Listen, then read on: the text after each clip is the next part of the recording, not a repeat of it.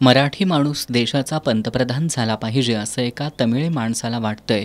हो, हे खरं आहे.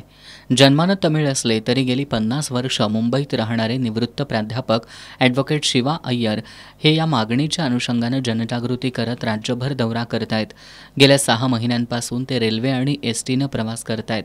त्यांनी या मागणीसंदर्भात अभिनेता नाना पाटेकर यांची सुद्धा भेट घेतली आहे. लक्षात आलं की महाराष्ट्राने जेवढं देशासाठी केलंय, महाराष्ट्र राज्याने इतर कुठल्याही राज्यांनी देशासाठी तेवढं कॉन्ट्रीब्यूट केलं नाही, खास करून सामाजिक न्यायासाठी.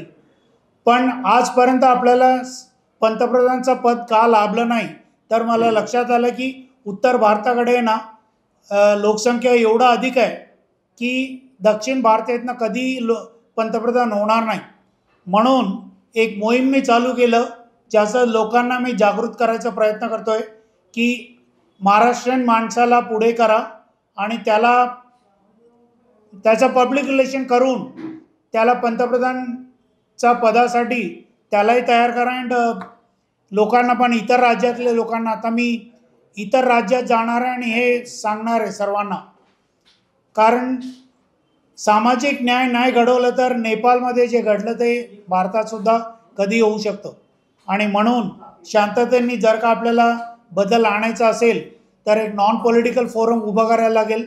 आणि नॉन पॉलिटिकल फोरम मनात घेऊन नाना पाटेकर सारखा एक माणूस किंवा मेधा पाटकर, पण मेधा पाटकर सुद्धा मेडिकली आता अनफिट आहे. नाना पाटेकर साहेब स्वतः बोलले की सॉरी, मला राजकारणात इंटरेस्ट नाही आहे. पण प्रकाश राज तेलंगणामध्ये आणि तमिळनाडूमध्ये ॲक्टर विजय यांना ठेवून मी एक नॉन पॉलिटिकल फोरम उभा करायचा प्रयत्न करणार आहे. नॉर्थमधनं मला कुठलाही असं ॲक्टर दिसून आलं नाही. आणि बरेच लोक विचारतात ॲक्टर का, तर आर्टिस्ट लोक आहे ना, लोकांचा प्रॉब्लेममध्ये अधिक सेन्सिटिव्ह असतात मला असं वाटते, आणि त्यांना मास अपील आहे. म्हणून मी एक ॲक्टरला पुढे करून ट्राय करणार आहे to bring a change in India. जय हिंद, जय महाराष्ट्र.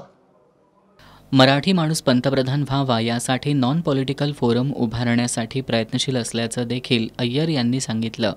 नाना पाटेकरांसारखा संवेदनशील अभिनेता पंतप्रधान झाला तर आनंद वाटेल अशा भावना त्यांनी व्यक्त केल्या. यावेळी विनय नांदुरकर उपस्थित होते.